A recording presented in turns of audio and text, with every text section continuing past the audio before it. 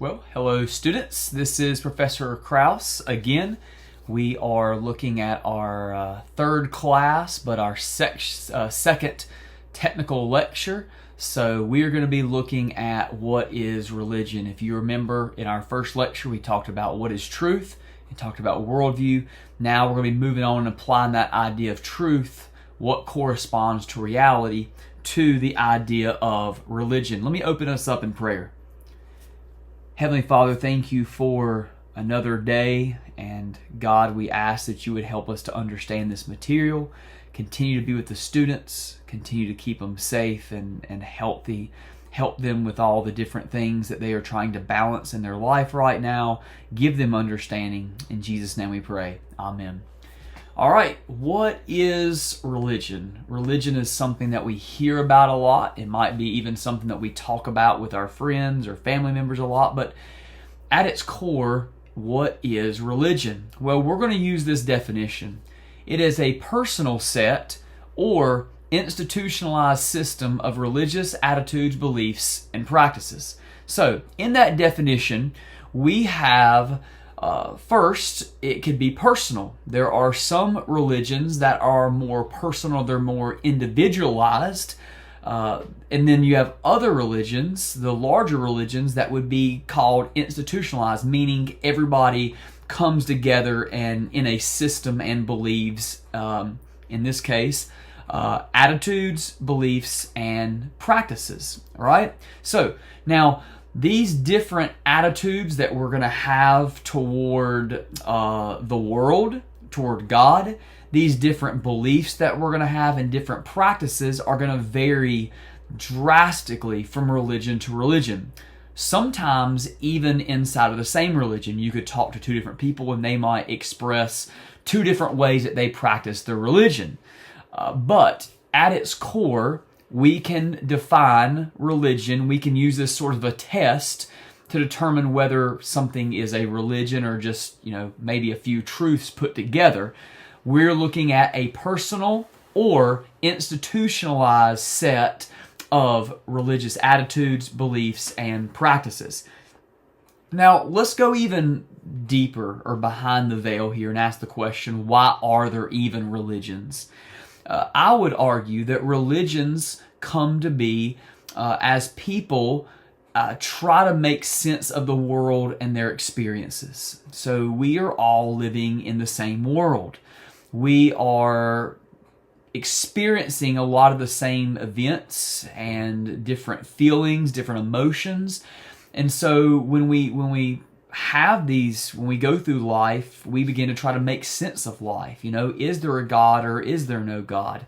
Where did I come from? Why are certain people acting like this and certain people acting like this? There's all these different things that go into it.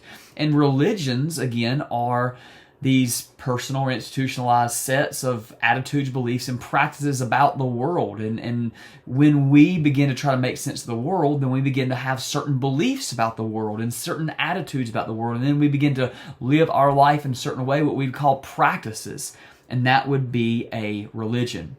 So, a religion is a set with a system or a set with rules and beliefs. Beliefs and practices are what separates the different religions. And so one religion believes A and another religion believes B, and they are different. One religion believes it's important to do this, while another religion believes it's important to do this, and this is what makes them different. And these differences help us to notice the distinction between two different religions. It's what sets them apart. One of the things we're going to do throughout this course is focus on the beliefs and practice of Christianity and how what Christians believe and the way they practice their religion, how that separates them from other religions. Why are there so many religions? Why are there, estimated 4,300 different religions? If we are all humans and we're living in the same world, what is it that causes us to splinter and to fracture into so many different religions trying to make sense of the world? Well, Christians would argue that the reason why there are so many religions is because we were all naturally created to worship. we would go back to the very beginning of the Bible, Genesis 1, where God creates us. And we are told in Genesis 1, 26 and 27 and on, that we are even created in God's image. Not that we are created gods, that's not what Christians believe, but there is, in some way, we image or we reflect who God is. And so Christians, again, believe that we were given a rational mind where we can notice the world and understand the world, and we begin to form sets of beliefs and ways we're going to practice what we believe. But ultimately, the reason why there are so many religions, Christians would say, is because every single human being was created to worship God. And so we are going to all worship something. And so we are looking, as we go through the world, we're trying to have something to believe in. Therefore, as people get together and believe in different things, these religions form. We, despite what people would say, live in an increasingly religious world.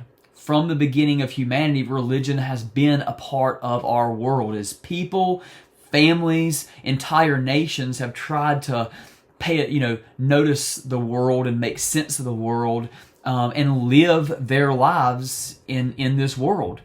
Now, the Enlightenment, going back to like a historical period, was a turning point because it still affects the way our world thinks about religion. It affects the way schools and colleges teach religion. In 18th century Europe, the Enlightenment began to form, and what became most important was no longer religion, but knowledge.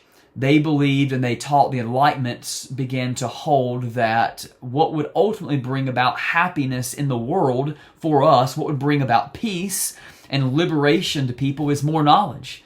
That if the world in general would just turn to knowledge and science and dismiss God from the equation, that our world would be happier and our world would begin to find peace, and it would answer all of life's questions. And this Enlightenment, while it very much had an effect on religion, it did not ultimately destroy religion as they thought. Our world continues to become more and more religious. Not just one religion, but across the board, to come together with others with a set of beliefs and attitudes and practices. Christianity continues to lead the world based on percentage of followers, with 31% of the world's followers saying that they are Christians. And while America and even a lot of the Western world becomes more and more non-religious, as a title, the rest of the world is becoming more and more religious. What are the world's largest religions? Christianity, Islam, Hinduism, atheism, Buddhism, and Judaism. And just even a casual glance at this, even if you don't know a lot about each of these religions, it's obvious that each of these religions are very, very different. They have different beliefs, they have different attitudes, and they certainly have different practices. Now, some people would, when they hear the word religion, they automatically sort of smirk, or they have a bad taste in their mouth. They think of religion as a bad thing because of some of the really bad things that have happened in the world because of religion. But the general sense of the word religion is positive. The concept of religion provides us with a category to help us separate different religions, and based on what they believe and how they live and how they come together, we can notice these distinctions. If anything, if we were to do a fair survey and fair examination of all of the religions, we would see that religion most often promotes generosity among people and families and groups, self-improvement, love and forgiveness, and even hope for the future. In a final thought, is it possible to be non-religious, right? With, Professor Krauss will always talk about religion. What if I say that I'm non-religious? And what I would say is, based on our definition, even those who don't believe in a God or a God still have a set of beliefs, attitudes, and practices that is informed by their worldview. So while they may not agree with any of the other religions that they are aware of, in a sense, even that non-religion, because we live in a world based on truth and we have worldviews, we would still each have some sort of beliefs about the world and about the eternal life, about God. Even if someone says, I do not believe in God, that is still a belief that affects their attitude and their practice. So in one sense, it's arguably impossible to be non-religious just based on the definition that we are using. Because even to say I'm non-religious is still a belief in something. You still take a stance based on what you believe to be true. So as a recap, thinking about the big issues, especially the main ones that we'll talk about later and would be on the exam, religion can be defined as a personal, institutionalized set of beliefs, attitudes, and or practices. We, as Christians would say that we were all created to worship, therefore we are religious. We are looking for something deeper in the world.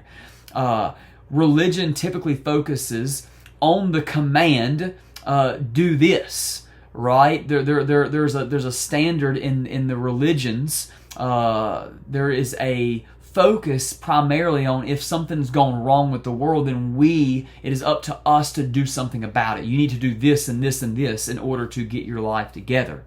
And then we would probably all agree that Christianity meets the standard of a religion based on this definition, that Christianity is both personal and institutionalized, but has sets of beliefs, attitudes, and practices. So, hope this was helpful.